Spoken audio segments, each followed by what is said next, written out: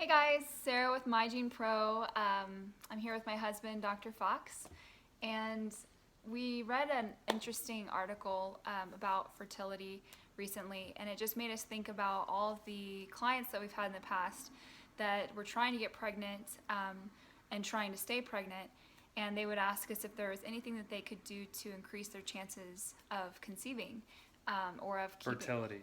fertility. Yeah, get it right. And so this article was really interesting because, I don't want to talk about it. You probably Yeah, should. so it was they just released it. It was out of the University of Massachusetts, just talking about we always focus on the women for fertility, and men tend to blame the women, like, hey, it's all your fault, it's not my fault, type of thing. But they actually looked at sperm and epigenetics for sperm, and they found that there's about an 80-day window, and it takes about 80 days for the sperm to mature. And so within that 80 days, it's very important on how a guy actually takes care of himself to increase his fertility. And so, like, we work with a lot of couples and a lot of pregnant moms, and like some of the couples that we work with, the biggest thing they're trying to do is like, what vitamins and minerals and supplements do I need to be on for the wife? And it's like, no, it's actually probably, if not more important, to look at the husband. And so there's some certain things that you want to do with a husband that we'll talk about in another video. But she's helped a lot of people with epigenetics for the wife, but now the research is finally starting to come out like, hey, it takes two to tango, so we should look at both of them. And yeah, we're excited to see what comes out of this, but we just know that there's about a 3-month, 80-day window of how important it is if you want to conceive. Look at what the guy's doing because it'll directly affect the baby. And this study was done by the University of Massachusetts. Yeah.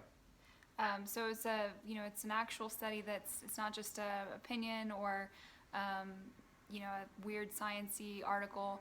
It's real life, and I think what a lot of people miss, like he said, is that they focus so intently on what's mom doing. No alcohol, no drugs. Stay away from things that are toxic for the body.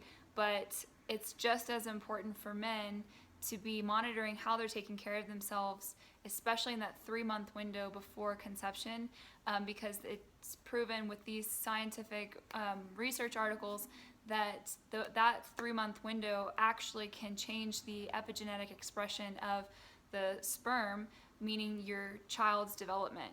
So it's not just if you will conceive based on how you're taking care of yourself, but it's also how will that affect the child that you conceive and how will that affect their development. So it's not just a fertility thing, because that's only a piece of the puzzle. You want to make sure that you're maximizing the life of your unborn child.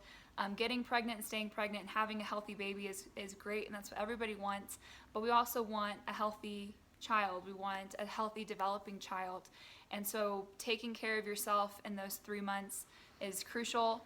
One of the things that I noticed that was huge for us, with our third, we actually conceived very quickly. I was really surprised.